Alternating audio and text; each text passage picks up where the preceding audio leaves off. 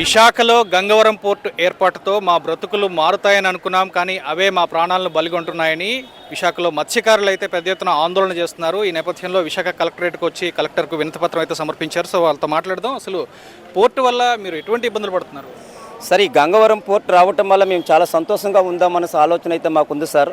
మరి ఈరోజు గంగవరం పోర్టు రావటం వల్ల మా బతుకులు అయితే చాలా నాశనమైన పరిస్థితి అయితే కనిపిస్తుంది సార్. ఎందుకంటే భవిష్యత్ తరాలు కూడా పుట్టిన పిల్లలు కూడా అవుట్ వాళ్ళు అయిపోతున్నారు. ఇక్కడ తాగుతున్న వాటర్ కానీ తినే పదార్థాలు కానీ అన్నీ కూడా పొల్యూట్ అయిపోయి డస్ట్కి విపరీతంగా మనుషులు ఒక్క హాస్పిటల్కి వెళ్ళి అడిగితే ఈ గంగవరం పోర్టు వల్ల మీకు వస్తున్న జబ్బులు దానివల్ల వస్తున్నాయని చెప్పడం కూడా డాక్టర్లు ఆల్రెడీ చెప్తున్నారు సార్.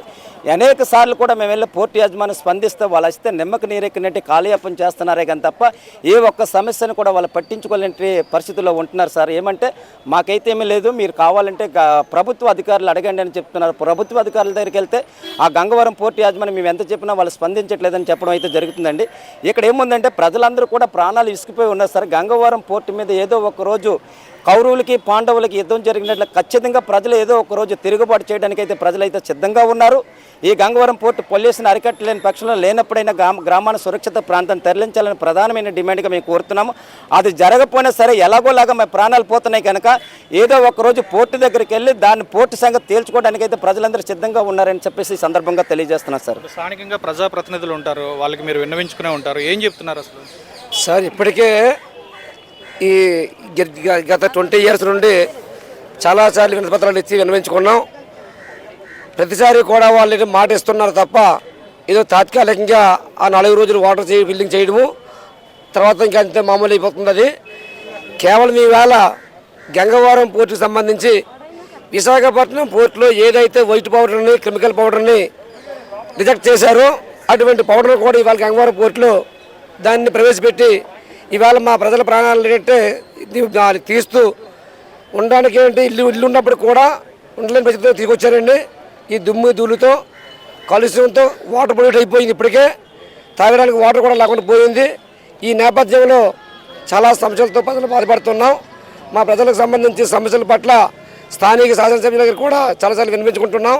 అలాగే గంగవరం సంబంధించి గంగవరం పోర్టు రాకతో మా మత్స్యకారులకు జట్టి నిర్మాణం చేస్తామని చెప్పేసి హామీ ఇవ్వడం జరిగింది. అది ఎగ్రిమెంట్ కూడా ఉంది. మరి ఇవాళ జట్టి సంబంధించి ఆనాడు జీనార్థ జట్టి నిర్మాణం చేయలేదు, జీవనభూతి ఇవ్వలేదు. ఇంకానూ ఇవన్నీ ఆపేసి కూడా ఇవాళ ప్రజల్ని మభ్య పెడుతూ మోసం చేస్తున్నారు.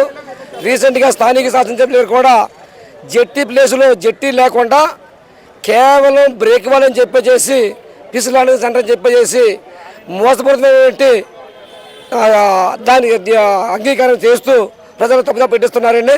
ఇది అయితే ఆయనకైతే పద్ధతి కాదు. మేమైతే ఆయన కోరుకుంటున్నాం. అయ్యా శాసనసభ్యులు గారు, మీరు మాతో పాటు మా గ్రామంలో పుట్టి పెరిగిన వ్యక్తులుగా మాతో స్థానికులుగా మీరు ఉంటున్నారు కాబట్టి 30,000 జనాభా మత్స్యకారులు ఉన్నాం. ఈ 30,000 జనాభా ప్రాణాలను మీ బాధ్యత కాదా అని మేము అడుగుతున్నాం. మాకు కావాల్సిన జట్టీగా తప్ప పిసిరాడ సెంటర్ కాదని చెప్పేసి కూడా తెలియజేస్తున్నాం. అలాగే పోర్టు పొల్యూషన్ తక్షణం అరికట్టాలి. లేని పక్షంలో మేమే ఒక సముద్రంలో ఉప్పొంగి గంగవరం పోర్టులో పడవలసి వస్తుంది. ఆ టైం వచ్చేటప్పుడు అధికారులు కానీ పోర్టు వారు కానీ స్థానిక ప్రభుత్వాలు కానీ స్థానిక పెద్దలు కానీ నాయకులు కానీ ఎవరు మమ్మల్ని కాపాడలేదు, మమ్మల్ని ఆపలేదని చెప్పి తెలియజేస్తున్నాం సార్. మేము చాలా ఇబ్బంది పడిపోతున్నాం సార్. మాకు అంతా మా ఊరు తీసేసేయాలి, మా ఊరు తీసిన తర్వాత మేము బతకాలంటే ఎలా బతకనాపోతున్నాం. బుగ్గు వస్తుంది, నెలలో బుగ్గు వస్తుంది. ఆ బుగ్గు నీళ్ళు తాగితే జల్లీళ్ళు ఉడకట్టుకొని నీళ్ళు తాగుతున్నాము. మా ఊరు తీసేసి మా ఊరు పొద్దలకి విలువీకంతనాలి, మా ఊరు నేగలకి విలువీకిపోతున్నాలి. మా ఊరి పోయింది, మా రాజ్యమే పోయి మేము బతకాలంటే ఎలా బతకాలా? మాకు ఏది నాకంటే ధైర్యం నాకంటే చేసి ఈ బుగ్గు మంగ మాకు ఎత్తుకారులు చెప్తున్నారు కాబట్టి కదా 6 నెంబర్లు ఇచ్చినంత 6 నెంబర్ల ద్వారా నచ్చబారులు వచ్చినోడికి ఉద్యోగాలు ఇచ్చారు, రానోడికి ఉద్యోగాలు రానోదు. ఆ ఉద్యోగాల్లో కాకుండా బతుకుతున్నాం. ఆ సముద్రం కట్టే మనకి పోటు కట్టిస్తాం, ఆ పోట్లో మనకి కట్టించాలి కాదు. మేము ఎలాగ బతకాలో కూర వండుకోవడం చాలా ఇబ్బంది అయిపోతుంది. చాలా ఇబ్బంది అయిపోతుంది. మాకు నా పద్దలకి ఇల్లు నాకు చేసేయాలి. మా ఊరు పొద్దులు వెళ్ళి అడిగితే మీకు ఎందుకు ఇవ్వాలా, మీలో నాయకులే, మీలో ప్రెసిడెంట్లు మా పొద్దులు అడుగుతున్నాలి. పోర్టోడికి నిదేటి మాకు లోన్ తేటి ముందకు నీకు ఎలాగైతే మేము గుండెపాలతో కత్తులతో కారాలతో ఎలాగో బయలుదేరామో కత్తిలే కారాలు పెట్టుకొని పోలీసులకు బాగా ఇచ్చేస్తుంది, బాగా వాళ్ళు ఇచ్చేస్తాయి. మేము ఊరుకో చాలా బుగ్గుతో మిగతా పిల్లలు చట్టలు అయిపోతున్నాయి, గేరోలు అయిపోతున్నాయి, పిచ్చలు అయిపోతున్నాయి. చాలా బాధపడిపోతున్నాం పిల్లలకి నోరులు తిరగంటున్నాం, మనుషులు రాక నోరులు తిరగ పిల్లలే అంటున్నాయి. పిల్లలు చాలా బాధలు అయిపోతున్నాయి.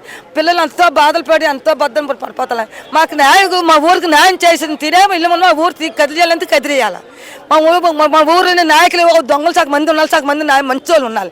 ఆ మంచి వాళ్ళు వచ్చాయి తీసుకొని మేము వచ్చాం కాబట్టి మా పొద్దులకి మాకు ఇల్లు ఇవ్వాలి, మాకు రాజు చెప్పాలి. డస్ట్ ఎక్కువ వచ్చేస్తుంది. చదువుకున్న అబ్బాయిలు కూడా బయటికి వెళ్ళి చదువుకోవడానికి కూడా బాధపడుతున్నారు.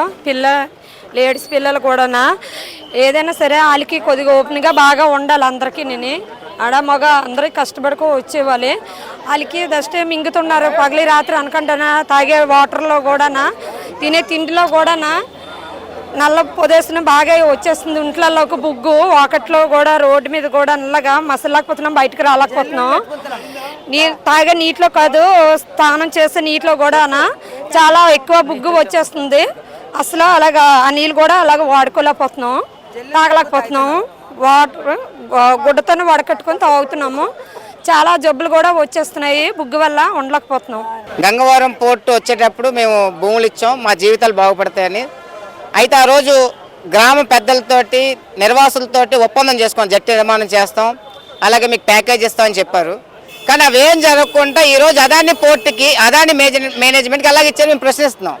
ఇటు నిర్వాసులకు ఇచ్చిన డిమాండ్స్ ఏవి కూడా మీరు నెరవేర్చుకుంటా అడ్డగోలుగా ఎవరైతే బడా పెట్టుబడిదారులను వాళ్ళు మోచేలు నీళ్ళు తాగుతూ ఇటు నిర్వాసులకు అన్యాయం చేస్తూ మీరు పోర్టును జాతీయం చేయకుండా అదాని కంపెనీకి అలాగే ఇచ్చారని మేము ప్రశ్నిస్తున్నాం.